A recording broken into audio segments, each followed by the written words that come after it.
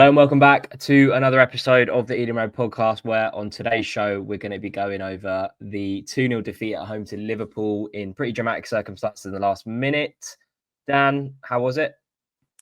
All good. Yeah, I look like I'm sat in a really dark room today, but I can assure everyone the lights are on. I think it's something to do with the camera. I don't know what's happening, but yeah, I've not just sat in a dark room ever since we conceded those 2 late goals at the weekend. Well, as I said before we started recording, Dan, you look smashing as always. Craig, how are we? Yeah, not too bad, thanks. Glad to be back after I missed the last one. Yes, you did. We did a little 2-man last time out. It was a good one, I thought, though. It was a good one. Some good chat in there. We mentioned afterwards, it was like obviously the benefit of doing podcasts when you're me and you and I have done it before, Craig, in terms of having 2 people and it's easier to interrupt each other. But the dream one day would obviously be to do it in person, like we did at the start of the podcast, right when we did it, when we started doing it. That would be the dream one day, because I think it just makes for easier conversation. But for now, we will continue doing it from home. Just before we get going, remember to drop a comment down below, subscribe to the YouTube and Spotify channels, follow us on socials at the Ealing Road on Twitter. I should really start saying X, but at the Ealing Road on Twitter, and at Ealing Road Pod on Instagram. There's also a raw reaction video out on my channel. The link for that will be in the description of this video, which was a little bit of a different one from me. I just felt like there was enough talking points and enough conversation online to be able to just do a quick raw reaction video. So let me know what you think of that. And that might be something that I do in the future rather than the kind of full match breakdowns, because they take a lot longer to produce, edit and publish. But instead of tweet of the week this week, gents, I thought that it would be useful to maybe do a transfer window chat, because there's been quite a lot of activity in and out of Brentford in terms of potential outgoings this January. What I can say for certain, I think, is that we won't see Brian Mbeumo go, because Thomas Frank has said that it would take a fee, an unimaginable fee, to tempt him away from Brentford in January. But the 3 that we're going to talk about, Mads Roerslev, and we'll probably talk about him in the episode as well,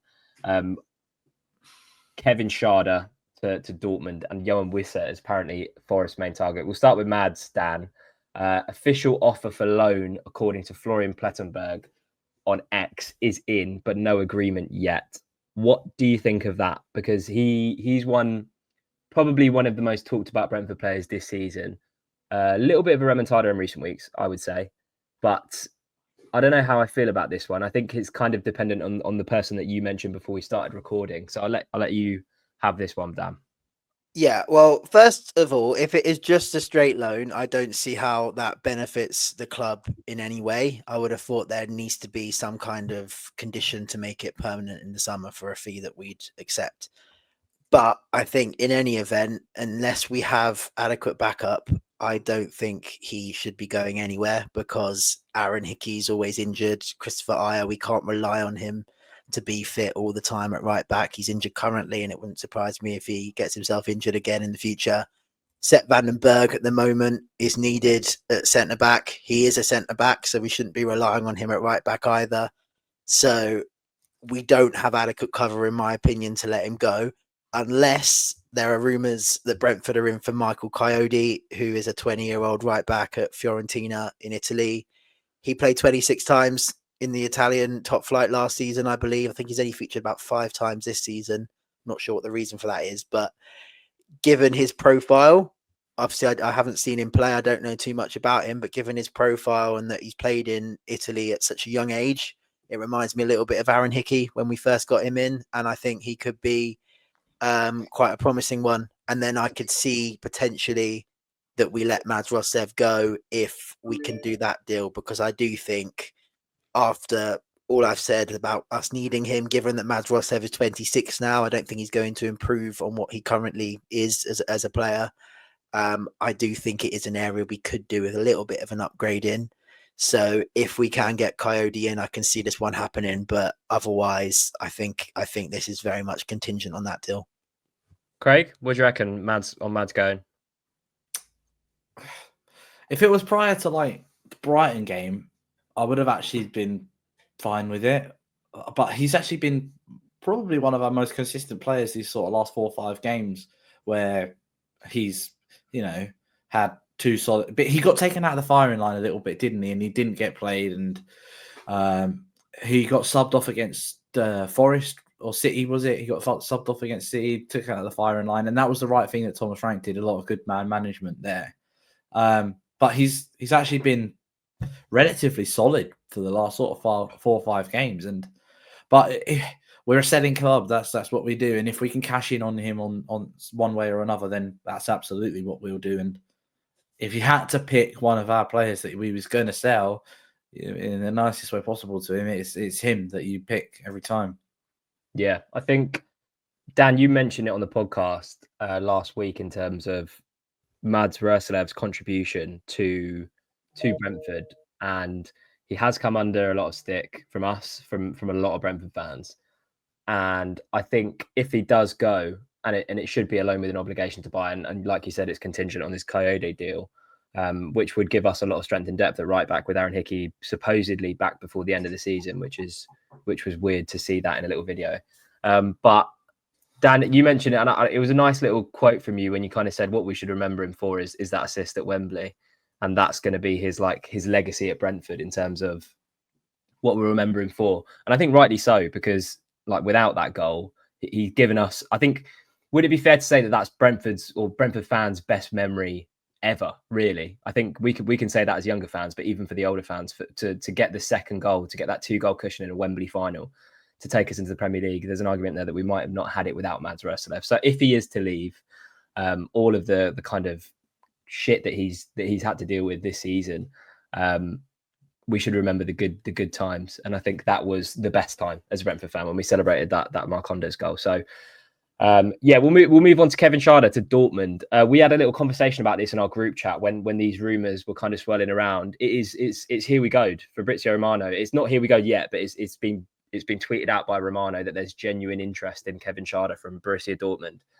How much do we think, and do we like this? I'm in two minds. We had a bit of a debate around it, so I'll let one of you, whoever wants it, to go first. I think given that every Brentford fan probably is aware that someone like Brian Mbeumo is likely to leave in the summer, or at least he's likely to get strong interest elsewhere, and I can't see Brian Mbeumo signing a new contract, then we will need the likes of Kevin Schade to step up. And I am a little bit reluctant to see us lose a lot of our front players at the same time.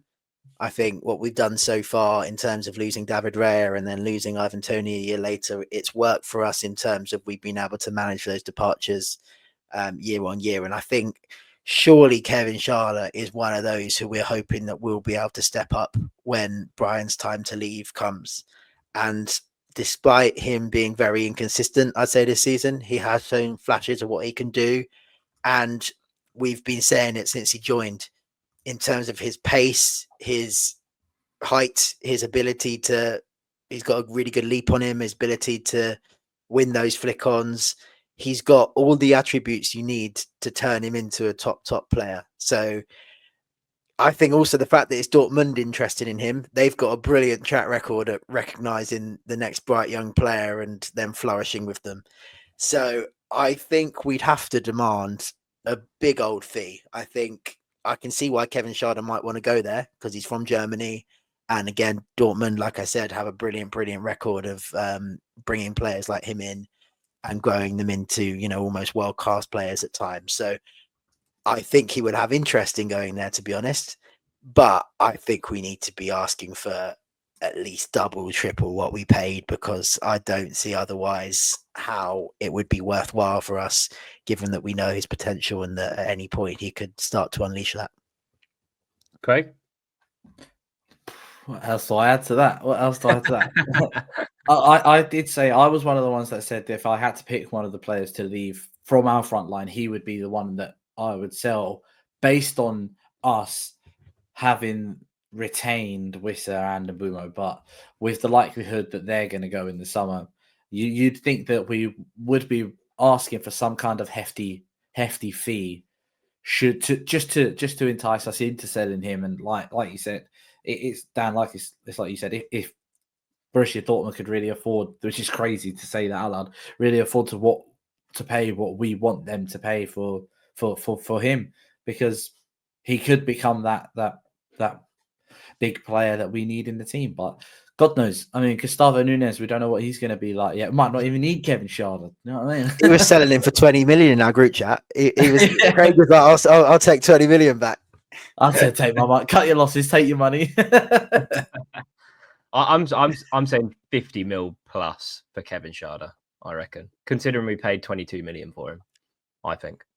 I've completely forgotten about Gustavo Nunes, to be fair. I don't know if we're ever going to see him again. Another one on the potentially dead. Potentially, yeah, no, ever, not again. Yeah, another one on the potentially passed away list. Johan Wissa to Forest was the weirdest one, just because I think, in terms of what they've got and how well it's working, he's probably, well, if it did happen, and he's coming towards the end of his contract, and he is getting not old, but he's getting towards that kind of stage where Brentford might look to move that kind of player on. But in terms of what they've got, Chris Wood, who's banging form, arguably the best striker in the league at the moment. Callum Hudson-Odoi, Anthony Elanga, Morgan Gibbs-White. Their whole mantra is be solid defensively and have really good attacking players. I'm not saying Johan Wissa wouldn't add to that, but it would be very hard for him to nudge those players out of their positions, particularly Chris Wood. And it's the area that he's thrived in this season for Brentford. So, Dan, it would be insufferable, to be honest, for Johan Wissa to go to Forest anyway. Do you think it's going to happen? It just seems a bit weird to me. Not particularly. I read that it's contingent perhaps on Forest. I think I don't know whether it's come from the player or whether it's come from Forest, but Taiwo Awoniyi, their backup striker, I think there's some rumours about him departing and then Wissa could come in to fill that void. But I don't see why that would appeal to Wissa. Yes, they're having a very good season this season, but there's no evidence to suggest that they will sustain that. In fact, I suspect if they get Europe this season, yes, Wissa will have an opportunity to play in Europe, but I think that would probably affect their Premier League position next season. There's no evidence at the moment to suggest that they're going to sustain becoming a top 6 club, because until now they were the 17th best club last season. I don't see either why he would go there knowing he would be second choice behind Chris Wood, because Chris Wood's been brilliant this season. He's undroppable. He's also a very different style of striker to Chris Wood. Whereas Awoniyi, the current backup, I would say is quite similar to Chris Wood. So again, I don't see, if Forest are planning to play the same way and they want another like-for-like backup for Chris Wood, it's not Johan Wissa. And again, I think he's one of those players that mid-season would be very reluctant to sell, given that he scores such a high proportion of our goals and he's such a big part of our team. I think same reason we won't sell Brian Mbeumo in January. I can't see us selling Johan Wissa in January either. Yeah, I agree. I think that one definitely was the strangest. We'll see how that one unfolds. We might check in again next week to see if there's any developments in that. But let's talk about Liverpool. Craig, I'll come straight to you. We've spent the first kind of 10 minutes talking about transfers. We mentioned it at the top. Obviously, devastating to lose in the way that we did. But your initial thoughts as you were walking out the ground, Craig? Well, as I was walking out the ground, it was that, man, we held out for so long sort of feeling. But I kind of come out with my head held high out of that one. We gave them one hell of a game, and it was another. Thomas Frank said it after the City game that we went toe to toe with City for that game. And yes, we conceded a lot of shots on goal, but we defended so well that we limited them to little half chance shots and shots from outside the box and scuffed shots which were straight at Mark Fleck, and he made only really 2, maybe 3 good saves during the game, because that's all he needed to do, and that's what we limited them to. So I've come out of the City game thinking, how have we actually beaten City? And then I'm coming out of the Liverpool game, I can't believe we've lost that game. It's a sense of, it's a little bit of a sense of pride in that we've put in the right performances, we're playing the right way.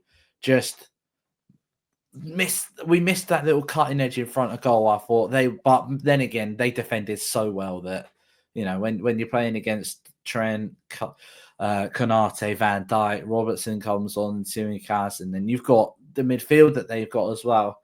I mean, if you don't take the chances when they're afforded to you, you can get punished by teams like Liverpool, and that's what happened to us. And there's a reason they're top of the league. So I'm not too downhearted by it, but I felt like we did enough to warrant at least a point in that game. Yeah, it's difficult when they start to bring it. We've spoken about it before we started recording. I think the Nunes, it had to be Nunes because there's been so much talk about him potentially being off in January. But even to be able to just bring on a 70, 80 million pound striker, and you can sense that was a sub, like all the subs changed again. They just had a lot more zip about them in the second half against the Tyrone defence. And Thomas Frank only made 2 subs in the game. We're going to talk about that first. No, not first, sorry. We're going to talk about that later. But you mentioned not being or being quite profligate in front of goal, Craig. Big chance for us in the first half. Wiss and Damsgaard both. Well, I think Wiss gets a touch on it, Dan, and then Damsgaard kind of doesn't read the flight of the ball. But even still, if we'd have got a goal, it probably puts more pressure on them to get an equaliser in the second half. But Craig, you mentioned it. 19 shots for Liverpool in the first half. There were only a couple of note. I think the Gakpo one he probably should score, and the Szoboszlai one that pings off the bar, Dan. But in terms of what Craig said, Dan, are you happy with the quality of the chances that we conceded? It was always going to be a game where we were on the back foot, but I don't really think in the first half there was just that Gakpo chance. And largely, I think in terms of what we're going to talk about in this episode, largely it was just us defending backs to the wall really, really well. Yeah, definitely. I think if you compare it to the City game, I was surprised that we didn't set up in a back 5 for this one, because I thought against City we looked quite open. I thought we also created more going forward against City, but if you look at where City are at the moment and where Liverpool are at the moment, Liverpool are clearly the better side. City have glaring weaknesses at the moment, whereas I can't really see that at Liverpool. So it did surprise me, but I felt we lined up with back 4 and we were much more solid with that back 4 against Liverpool. And it did surprise me actually coming out to see how many shots we conceded. But on the other hand, it didn't surprise me because I think as a team, Brentford, I think, concede probably one of the most shots in the league anyway. I think it's just how we're set up, and we allow shots on distance. We don't necessarily pressure players as they're running towards goal, towards the edge of our box. It does concern me at times because it is a bit risky. I get the concept that it would have to be a very good effort to go in from the edge of the area, but we are in the Premier League and the likes of Szoboszlai or Trent can easily hit one into the top corner from there, as we almost saw. But yeah, I agree. Apart from the Gakpo chance, which I agree he should have scored, I thought we kept them out really well. In terms of going forward, I thought Damsgaard maybe should have anticipated that situation better, maybe should have made more effort to slide in and really, try and get contact on the ball. And I think if we're going to criticize him, he doesn't yet have that natural goal scoring instinct, I don't think. And that's what he needs to add to his game. I thought perhaps that was the biggest chance that we had the whole time. And if that had gone in, it would have been a really interesting rest of the first half, I think. But yeah, I was pretty happy, especially at half time, that we were staying in the game. I thought it was quite a dull game in some ways, but I thought that was good for us, that there wasn't, too many big chances in there. So I thought, yeah, very, very positive. Before we move on to the second half, Craig, I do want to talk about the lineup quickly because there's been a lot of chat about sort of the BBC have got it as a 4-2-3-1 with Norgard and Janelt as the kind of sitters, and then Mbumo on the right, Damsgaard in the middle, and Yarmo on the left. I thought it was more Damsgaard and Yarmo were a bit more interchangeable with Wisser up top. But there's been a lot of talk on social media about whether we need Janelt and Norgard particularly together, where Yarmo is in his development, how much he's come on, or sort of people kind of saying they don't really see it yet. Someone pointed out in my video that I did on my channel that Yarmo's only 20, which I forgot to mention in the video, but that's for him to be starting Premier League games is crazy at 20 years old anyway, against Liverpool. But what I don't really know how to phrase this question, because we started with 4 midfielders. Really, it pushes for me. What I've kind of started to see in recent weeks is Damsgaard definitely does his best role in the 10. When he's pushed out wide, he doesn't see enough of the ball. He still does good things, but were you? I don't know. Would you have made any changes to the lineup in terms of having all 4 midfielders playing from the start, central midfielders? I mean, the only change I would have made was one of those midfielders, and most likely Yarmo, would be a change for one of the forward players that we've got. Kevin Shard would start. I'm not surprised that what he's done that, because what it does is puts an extra body in midfield and it just compacts and makes that space tight. Although we still allow teams to pick the ball up in their own half and drive 30, 40 yards towards our goal anyway. Doesn't matter who we're playing. We did it against Plymouth. We did it against Southampton. We did it against Liverpool, so it doesn't really matter. But it's strange when we see it in possession versus out of possession, because we see Yarmo or Damsgaard float out to that left wing play space, and we kind of have that front three. But when we're out of possession, and I think it was highlighted in one of the games, I can't remember which one of the games it was on Match of the Day, how compact we are as a 4-4-2 out of possession when we go with that extra midfield player rather than a forward player. So it's putting an extra body in midfield. It's making it difficult and tight for teams to try and do them bombing runs, which we allow them to do. So I'm not surprised, especially against Liverpool, where we know what they can do. But at half time, I was saying there's only one change I can see in my head at the moment, and that's Sharda on for Yarmo, and just get a bit more pace up front and take an extra body out of midfield now, open the game up a bit and go for it. Dan, what do you reckon in terms of that midfield kind of chat? I think in games against the very best, particularly if we're playing a back four, I would have Yanel and Norgard together. But I think against other teams, I'm more inclined to play one of them. I think, yes, Sharda's an option. I think the other option was Jensen, to have him in that midfield alongside Yanel and Norgard, because of his ability to just play those balls to get us out of trouble and to, perhaps try and create chances from deeper. Obviously, Damsgaard does that in the more advanced positions. The other option would have been to play that back five to make Brian, I would say Brian as a right wing back, to make room for Kevin Sharda alongside Wissa, with Brian bombing on the right hand side.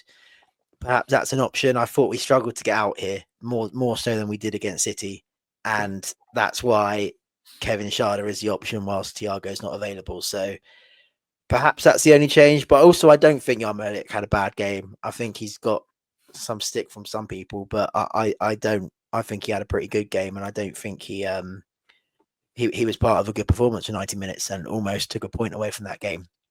If anything, I agree with the subs. Subs were too late or not made at all. I think even against City, when we moved Lewis Potter over to the right and Rico Henry came on, Lewis Potter made an impact on that right hand side. So could we have done something similar like that here as well?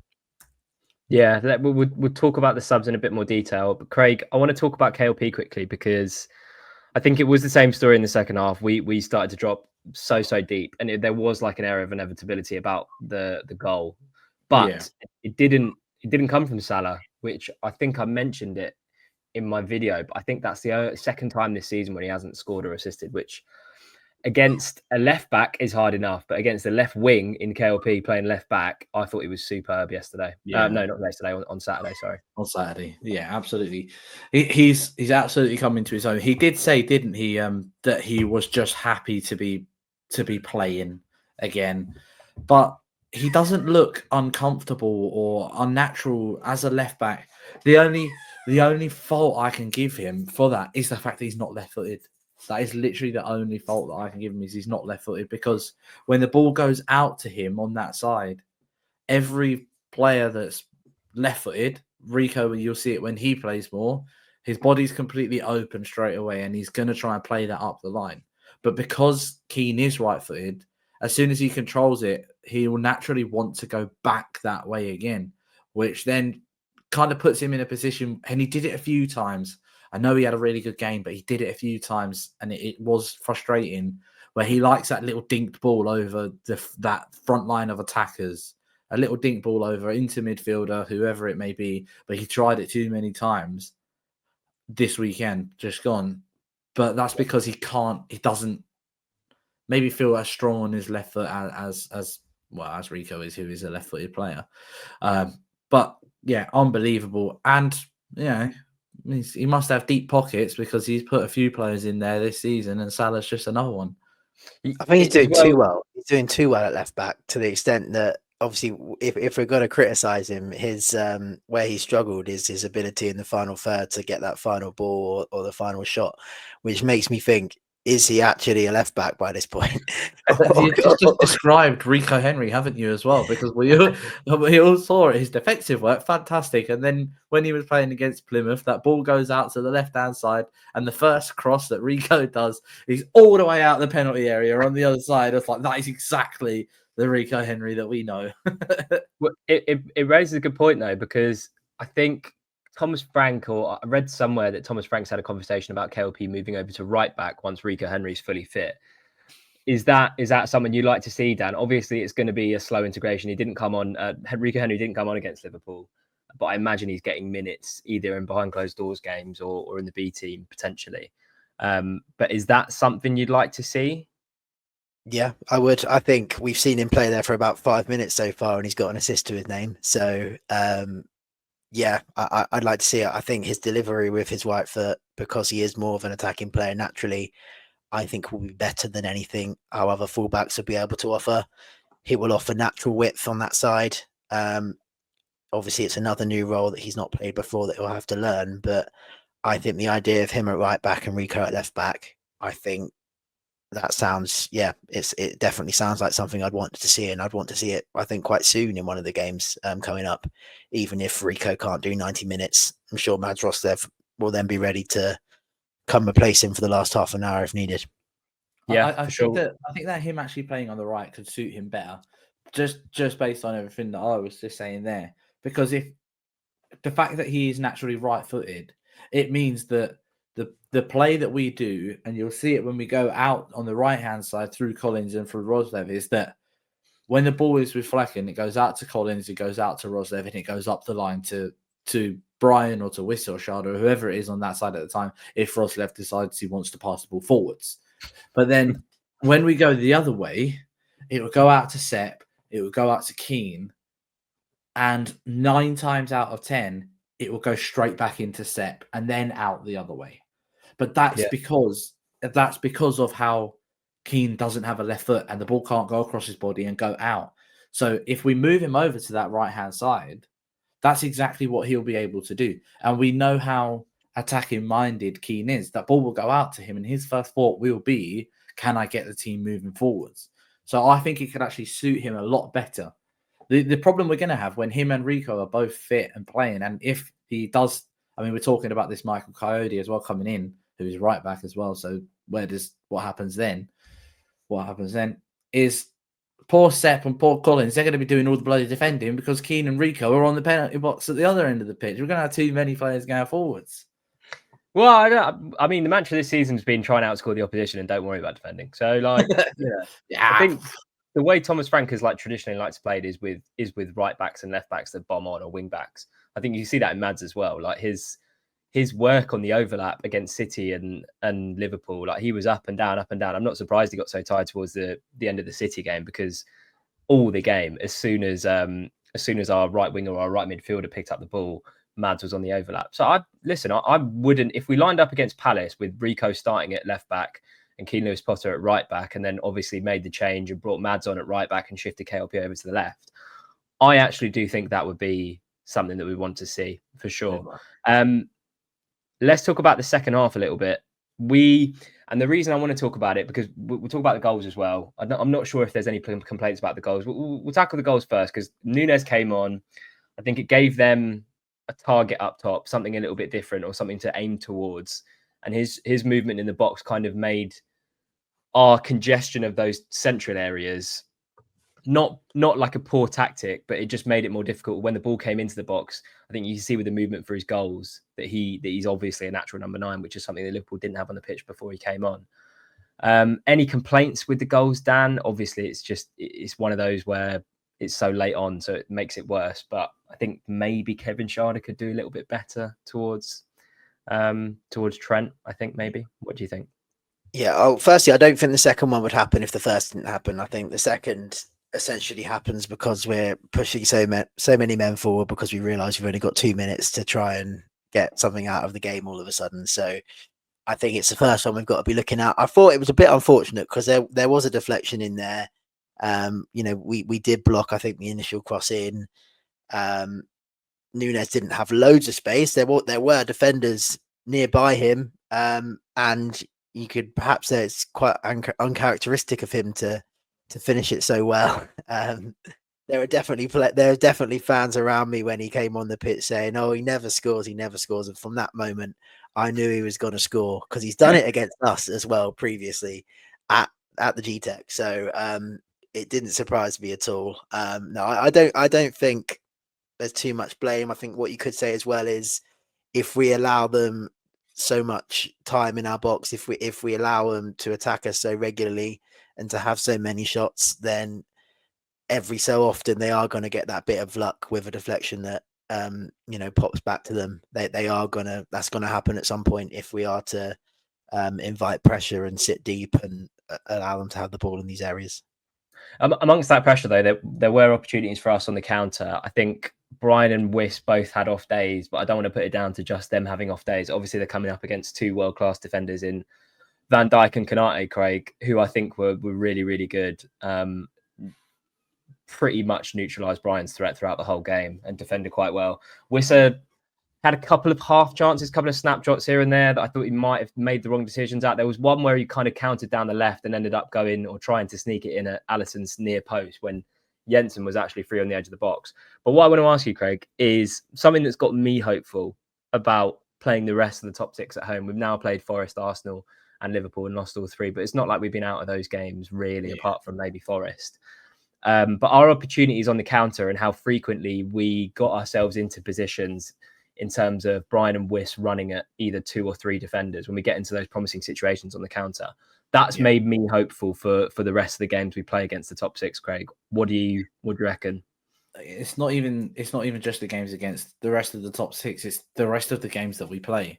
We've still got to play Arsenal away. We've still got to play Forest away. We've played them. I think we've got both of them away still. Mm-hmm. Yeah, in the first half of the season, wasn't it? Yeah. And it's just about playing the game that we play. It's about playing the game that we play, not letting other teams. Now, I can't really say this necessarily all the time because it's going to happen. But if we can not let teams dictate the play, we could control games, which we will be able to do against, 10, 12 other teams in the Premier League as well. We will be able to counter teams so quickly and so fast and then put chances away. We did it against City and we scored twice. We did do it against Liverpool so many times. And it was just one of those days where things weren't just going into the back of the net. But for me, it's not even just the rest of the top six. It's how much damage we can do to so many other teams. I mean, we scored 5 against Wolves. We scored 5 against Southampton. We scored 4 against Ipswich. We're going into games, scoring a load of goals, but obviously we can't keep it out at the other end, which is part of the problem also. So it's not even just the top six. I think that we could hurt so many teams in this division as well. So many teams. Dan, anything else from the game? Because I think we could do a little throw forward as well, because the fixtures, we've kind of come out of a run where we've played all these top teams at home in quite quick succession. And then we can talk about our next sort of a run of fixtures. But anything else from this game that you want to talk about? I know you mentioned subs earlier. Yeah, I mean, Brian frustrates me as well at times, just in terms of he does that thing a lot where he cuts in and he'll have an effort. I think this was one of the occasions where he'd done that 2 or 3 times and the efforts were tame. And perhaps if he's going to improve, he needs to be more consistent with those. I think he does that type of effort an awful lot, and I'm not sure he forces a top save out of the keeper too often. I think obviously sometimes we see it pay off, like against Arsenal. Raya stepped over, it pays off. But I just thought the 2 or 3 times it came to him in this game, given that we're not going to create many opportunities in this sort of game, I want to see him do a little bit more than just roll it towards Alisson in those situations. But I mean, he's had a brilliant season. I don't know if I'm being a bit harsh there, but I think we do see that type of game from him sometimes where he is a little frustrating. Obviously, there's that time as well where he probably should have gone on his right foot. He tried to cut in and then Trent was there and he was just overloaded. They're the moments, if we're going to get something out of these games and against the other top 6 teams in the league, where on the counter he does need to at times be a little bit better. Just in relation to the subs, I just think we should have made perhaps more of them. I would have brought Rico Henry on and I would have switched Keane Lewis-Potter to the right, given that worked just a few days earlier against Manchester City. I suspect we would have done that if we were 1-0 down earlier on. I thought maybe the fact that it was 0-0 and we were doing pretty well prevented him from making subs. I definitely agree with Jensen, the fact that he came on. Carvalho is an interesting one because he's obviously one of the senior players on the bench. He is someone in theory who should be able to offer us something, but I'm just not sure that he would offer anything more than those on the pitch based on what we've seen so far, particularly recently. I think the jury is very much out with him, but you could say at the same time, if he doesn't get the opportunities, then how's he going to prove himself? That's very true. And there was a lot of talk about Carvalho. Say Carvalho for me, Dan. Carvalho. I saw a comment on last week. Carvalho. Let's call him Fab. The other one in that comment was because you're separating Megoma and Magoma with a Maghoma, like a you're really getting that H out, aren't you? Yeah, I like to pronounce things properly. Yeah, but there has been a lot of chat about Carvalho, Craig, after the Plymouth game, and I'm in the camp of you can't not play someone for that. Like he's had brief spells in the team. I think he started against Wolves, started a couple of games here and there, but I don't think he's had a lot of minutes. So like in a much changed team that had 7 changes to it against Plymouth, I don't think you can really. Obviously, he should be doing better, but I don't think you can kind of make that snap judgment just from that game where there was so many changes and so many different players playing together for probably the first or the second or the third time.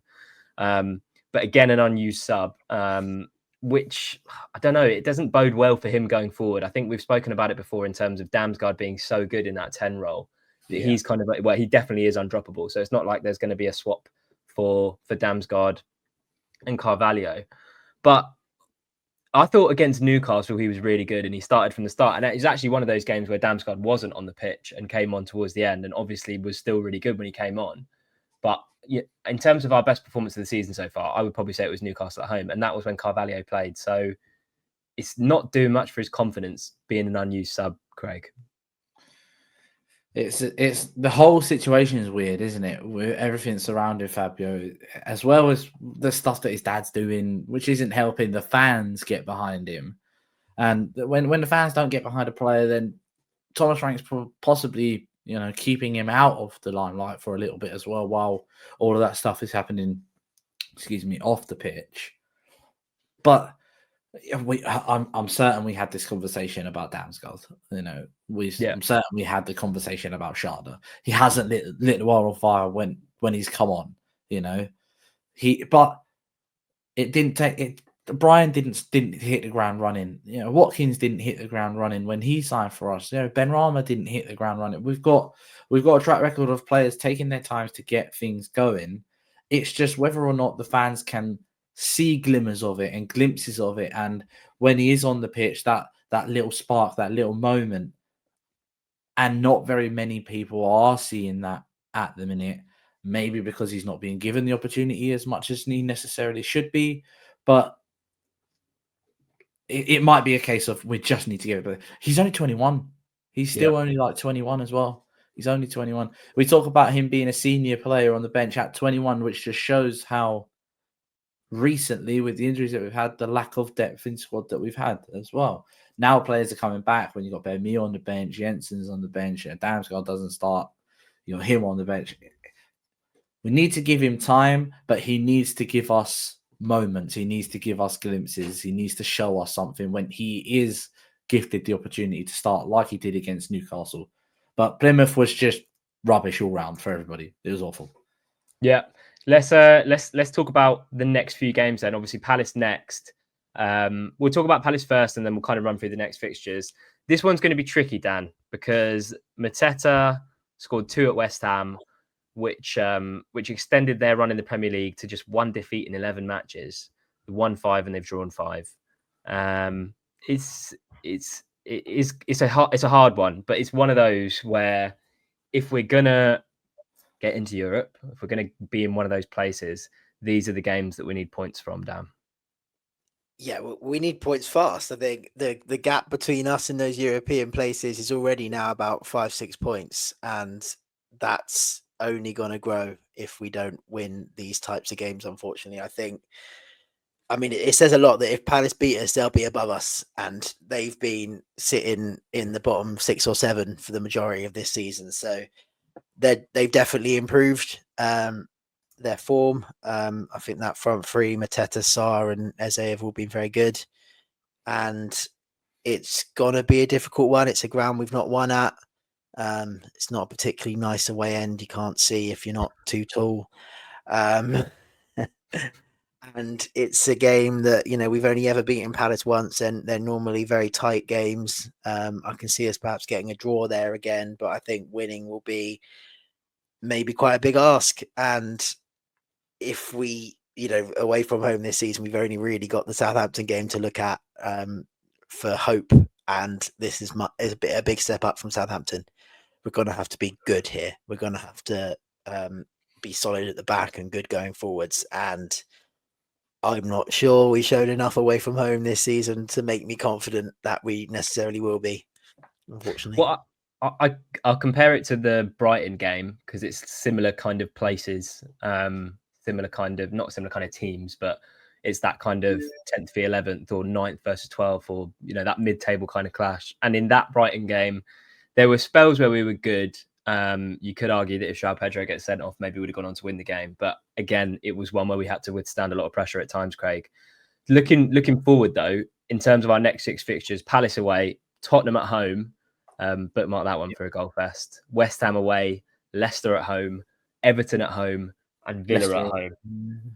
Which I think out of those next 6, I mean, they're all winnable. They're all winnable games. It's not like we've got any kind of free hit losses in there, I would say, bar maybe Villa at home because they're in a bit of good form, but we don't know what they will be by the time we play them in March. Yeah. But sort of in terms of the rest of those games, they're all winnable. So what's our target looking forward? It's weird. Looking at our fixtures from throughout the season, it looks like we go difficult spell, not so difficult, difficult, not so difficult, not so difficult. Because we've just come through a run of fixtures where we've had Arsenal at home, City at home, Liverpool at home, Forest at home, to having the more, I'm going to use the word favourable fixtures or favourable run, although this is Brentford that we are talking about as well, that, we've got to be picking up points, or anywhere that we can be picking up points as well. But Palace away is going to be difficult. We haven't won at Palace, right? So there's a first for everything. Spurs at home, that's a draw because we always draw that game.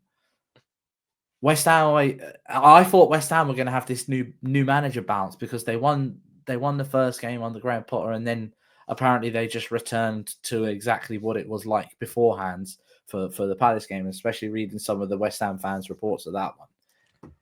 The run of fixtures that we've got in there, the West Ham, Leicester, and Everton, we've got to be, in my opinion, looking at picking up maximum points, knowing that we've then got Villa at home, Bournemouth away, who are having a crazy season, Newcastle away, which we don't win there, Chelsea at home, Arsenal at home.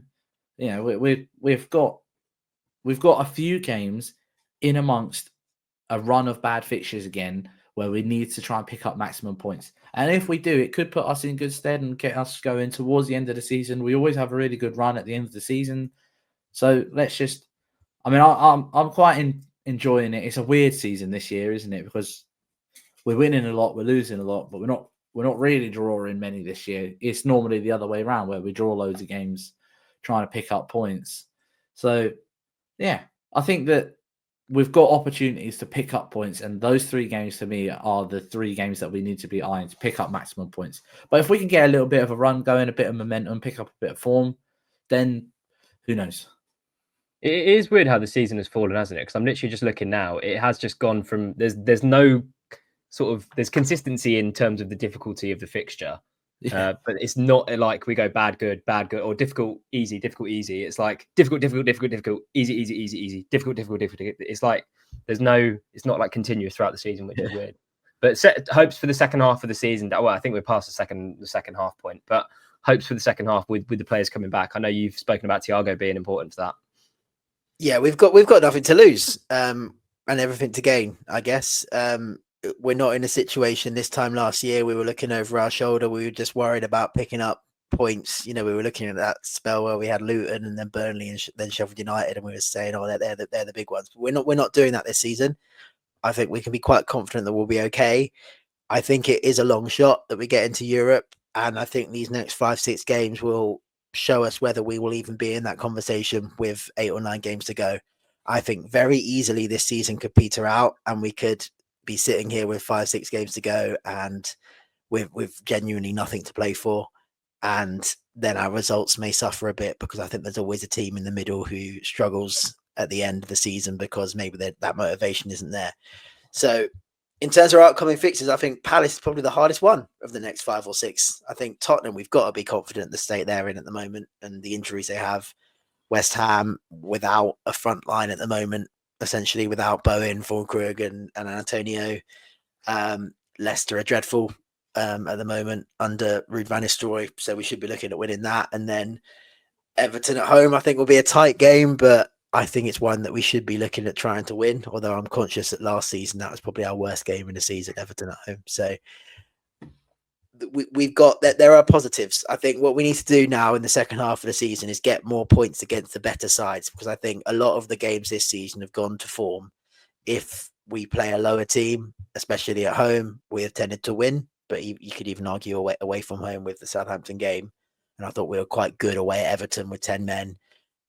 I think where we struggled is the games against the top teams. And it's not a surprise, but if we do have ambitions to get into Europe, I think we do not need to start challenging them a bit more and taking more points off of them. I think we can only really say the Newcastle game and the City draw are the 2 games where we've taken points off teams that are probably better than us. Otherwise, you could argue that our points have come where you expect them to come. Yeah, I agree. Let's hope for a second half of the season that was kind of better than the first. Definitely need to start taking points off some of the bigger teams if we're going to go for that sole objective now of getting into Europe. I think that would be a good point to wrap up the podcast, chaps. We'll be back with a Palace preview in the week, and obviously the Palace full-time show as well. Last little plug on that video. It'll be in the link. It will be in the description of this one for some raw reaction to the result against Liverpool on my channel. Remember to drop a comment down below. Who do you think played well against Liverpool? How should we set up against Palace? All those good things. Let's get a good debate going in the comment section. Let us know there. Subscribe to the YouTube and Spotify channels. Follow us on the socials at the Ealing Road on Twitter, at Ealing Road Pod on Instagram. Gents, it's been a pleasure as always. Up the bees. Up the bees.